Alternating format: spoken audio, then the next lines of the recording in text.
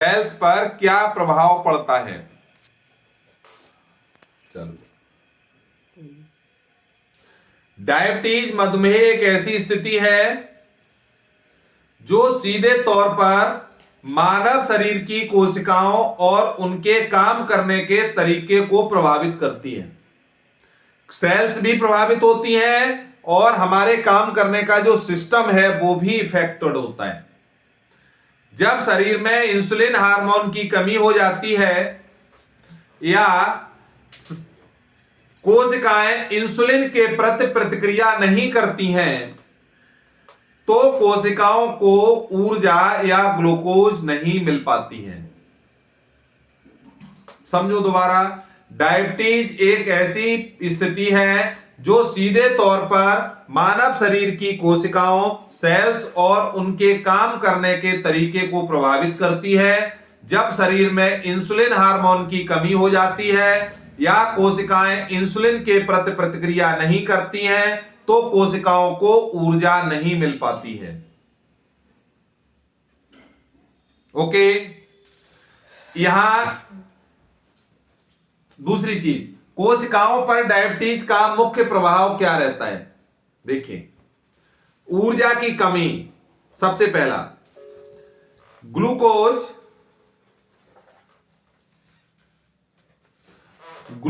कोशिकाओं के अंदर नहीं जा पाता है। ऊर्जा की कमी क्यों रहती है? डायबिटीज होने पर बॉडी में एनर्जी नहीं रहती, थकावट क्यों रहती है?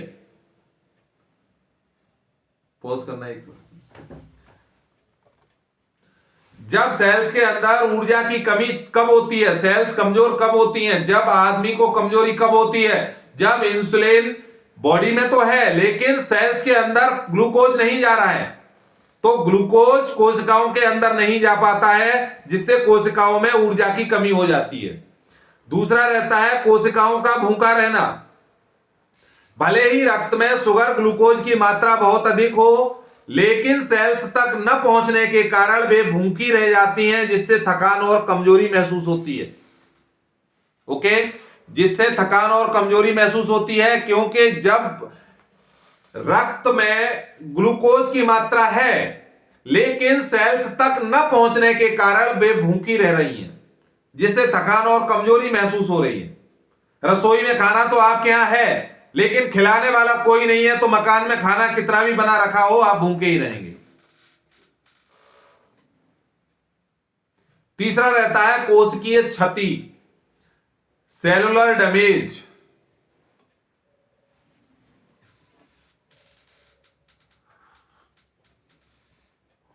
सेलुलर डैमेज कैसे होता है? कोशिकीय क्षति कैसे होती है? देखिए बताते हैं।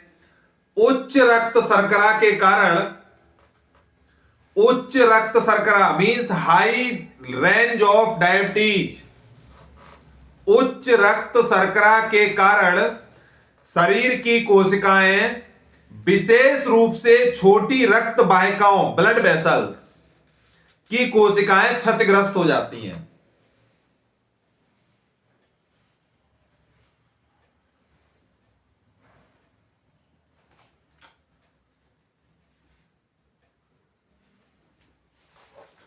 दोबारा रिपीट करते हैं। उच्च रक्त शर्करा के कारण शरीर की कोशिकाएं विशेष रूप से छोटी रक्त वाहिकाओं, ब्लड वेसल्स की कोशिकाएं क्षतिग्रस्त हो जाती हैं।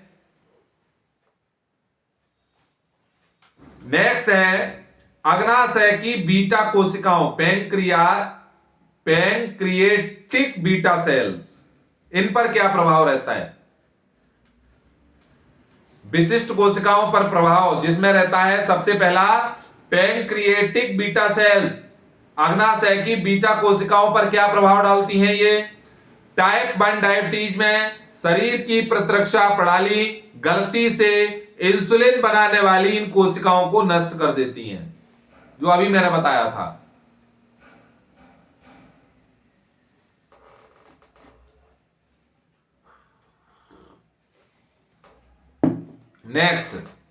नेक्स्ट है तंत्रिका कोशिकाएं, नर्व सेल्स। तंत्रिका कोशिकाएं, नर्व सेल्स पर क्या फर्क पड़ता है? उच्च ग्लूकोज स्तर के कारण नर्व्स को नुकसान पहुंचता है। जब हाई रेंज में ग्लूकोज पहुंच जाता है शुगर के अंदर, तब नर्व्स को नुकसान पहुंचता है, जिससे डायबिटिक न्यूरोपैथी कहा जाता है। जब शुगर लेवल को बढ़ने से नर्व को प्रॉब्लम हो या नर्व को नुकसान पहुंचता है तो उस डिसीज को क्या कहते हैं? Diabetic neuropathy. इसमें क्या रहता है? डायबिटिक न्यूरोपैथी में क्या रहता है? पैरों और पंजों में सनसनी होती है।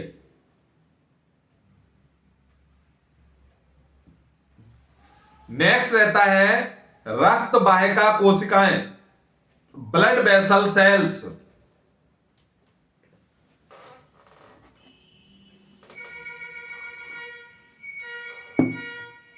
ब्लड वेसल सेल्स में क्या है? रक्त वाहिकाएं सक्रिय और सख्त हो जाती हैं। जो रक्त वाहिकाएं हैं जिसमें ब्लड फ्लो होता है वो सक्रिय हो जाती हैं और सख्त हो जाती हैं, जिससे ब्लड सर्कुलेशन प्रभावित होता है।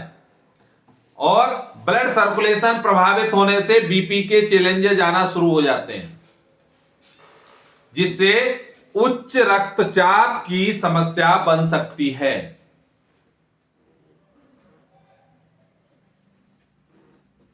और उसके फलस्वरूप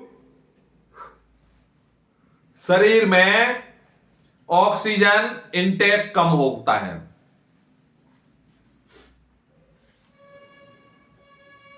नेक्स्ट रहता है आपका त्वचा कोशिकाएं, स्किन सेल्स। स्किन सेल्स में कैसे काम होता है?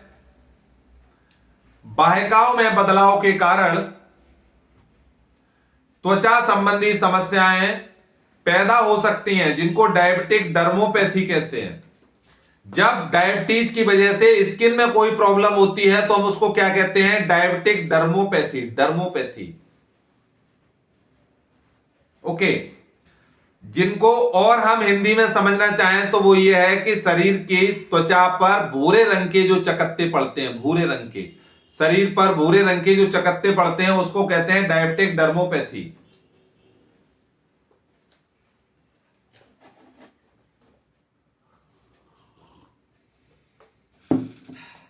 ओके। अब शरीर के अंगों पर क्या प्रभाव पड़ता है? Impact on organs. डायबिटीज के बढ़ने से ऑर्गन्स पर क्या प्रभाव पड़ता है? Impact on organs of human body. देखिए, ऑर्गन्स में सबसे पहले प्रभाव पड़ता है रेटिना पर, आंखों पर। रेटिना की कोशिकाओं को नुकसान पहुंचता है। ब्लड का शुगर लेवल जब बढ़ता है, इंसुलिन प्रॉपर काम नहीं करता है, उस कंडीशन में रेटिना की जो वेसल्स हैं उनको नुकसान पहुंचता है, क्योंकि जो ब्लड में शुगर का जो लेवल है जब वो रेटिना तक पहुंचता है, जिस मर्ज को कहते हैं डायबिटिक रेटिनोपैथी, जिससे दृष्टि धुंधली हो जाती है, साफ दिखाई नहीं देता।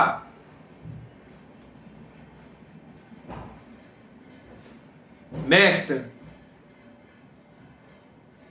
Diabetic retinopathy. नेक्स्ट रहता है किडनी, गुर्दे। इसमें क्या रहता है?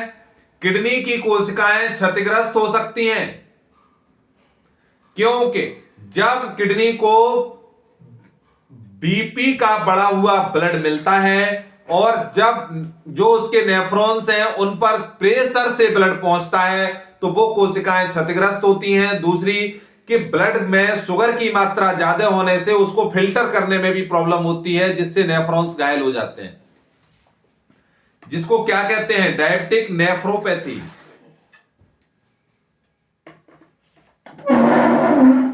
जिससे वे खून को सही से साफ नहीं कर पाती हैं। नेक्स्ट रहता है हृदय। हार्ट कैसे काम करता है? नसों और रक्त वाहिकाओं को क्षति पहुंचाने में हृदय रोग या स्ट्रोक का खतरा बढ़ जाता है। नसों और रक्त वाहिकाओं को क्षति पहुंचने से हृदय रोग और हृदय स्ट्रोक का खतरा बढ़ जाता है।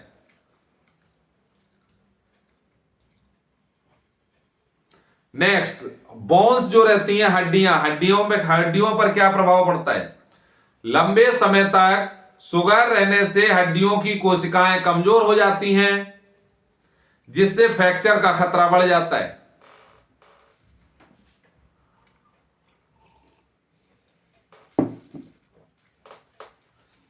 दोबारा समझिए हड्डियों का। लंबे समय तक शुगर रहने से हड्डियों की कोशिकाएं कमजोर हो जाती हैं, जिससे फ्रैक्चर का खतरा बढ़ जाता है।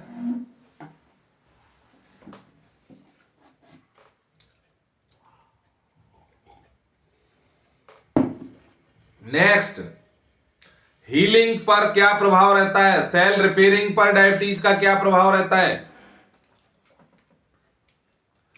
जब सेल रिपेयरिंग की पोजीशन में आती हैं तब डायबिटीज से कैसे प्रॉब्लम होती है?